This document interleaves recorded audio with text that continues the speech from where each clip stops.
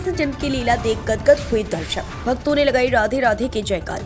उत्तर प्रदेश के बरेली जनपद के नगर सिरौली के श्री श्री 1008 श्री हरि बाबा आश्रम पर चल रहे द्वितीय दिवस कार्यक्रम में मथुरा वृंदावन से आए हुए कलाकारों ने रविवार की सुबह भगवान श्री कृष्ण जन्म लीला का सुंदर मंचन किया गया। इसके बाद राम लीला प्रांगण में आए हुए दर्शकों ने भगवान श्री कृष्ण के जयकारे लगाना शुरू कर दिए।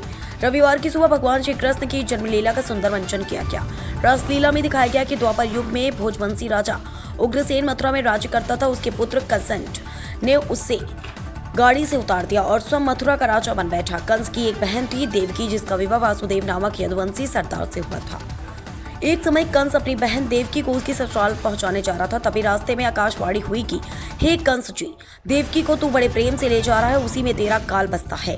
इसी की गर्भ से उत्पन्न 8वां बालक तेरा वध करेगा। यह सुनकर कंस वासुदेव को मारने को खड़ा हो गया। तब जाकर देवकी ने हाथ जोड़कर विनय पूर्वक कहा, मेरे गर्भ से जो संतान होगी मैं उसे तुम्हारे सामने ला दूंगी। अपने बहनों को मारने से आपको क्या लाभ मिलेगा। कंस ने अपनी बहन देवकी की बात मान ली और मथुरा वापस चला गया। जिसके बाद कंस ने वासुदेव और अपनी बहन देवकी को कारागार गृह में डाल दिया। वासुदेव और देवकी के एक एक करके 7 बच्चे हुए और 7 को जन्म लेते ही कंस ने मार डाला। अब 8वां बच्चा होने वाला था। कारागार में उन पर कड़े पहरे लगा दिए गए। जिस समय नंद की पत्नी यशोदा का भी बच्चा होने वाला था, उन्होंने वासुदेव देवकी के दुखी जीवन को देखकर 8वें बच्चे की रक्षा का उपाय रचा। जिस समय वासुदेव देवकी को पुत्र पैदा हुआ, इस समय संजोग से यशोदा के घर में एक कन्या का जन्म हुआ, जो और कुछ नहीं सिर्फ माया थी। कारागार में भगवान श्री कृष्ण का जन्म हुआ। पहरेदार सोते रह गए। कारागृह का पाचक अपने आप खुल गया। वासुदेव नवजात शिशु रूपी श्री कृष्ण जी को शुभ में रखकर कारागार गृह से निकल पड़े। यमुना पार करके नंद जी घर पहुंचे। वहां उन्होंने नवजात शिशु को यशोदा के साथ सुला दिया और कन्या को लेकर मथुरा आ गए। कारागार गृह का फाटक स्वयं अपने आप बंद हो गया।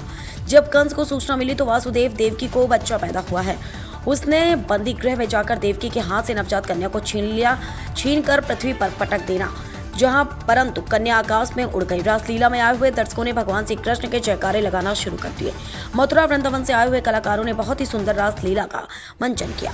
प्रबंधन रवि दत्त पांडे द्वारा हिंदू रक्षा के दल के जिलाध्यक्ष आशीष कचेरिया को श्री राधा नाम का पटका उड़ाकर सम्मानित किया गया, जहां उन्होंने भगवान श्री कृष्ण की आरती उतारी। प्रबंधक रवि दत्त पांडे ने क्षेत्र के सभी लोगों से आह्वान किया है कि वह भगवान श्री कृष्ण की सुंदर लीला का मंचन देखने के लिए श्री हरि बाबा आश्रम पर पहुंचे और भगवान श्री कृष्ण की लीलाओं को देखें।